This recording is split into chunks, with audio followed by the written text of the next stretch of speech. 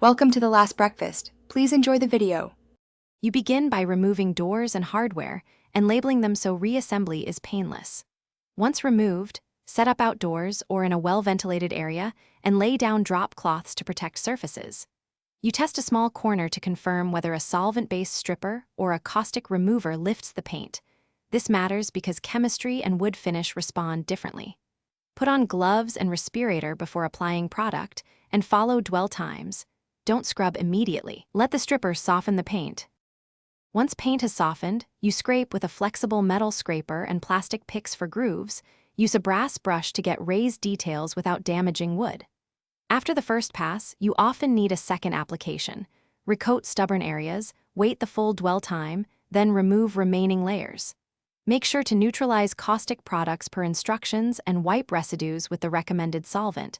This prevents finish failure later.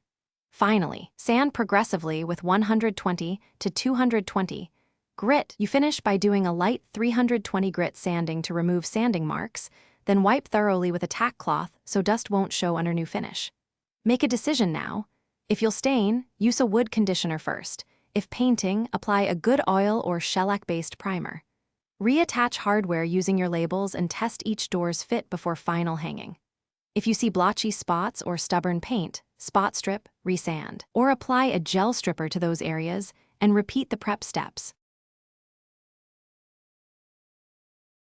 Thanks for watching. If this was helpful, leave a like and consider subscribing. See you next time.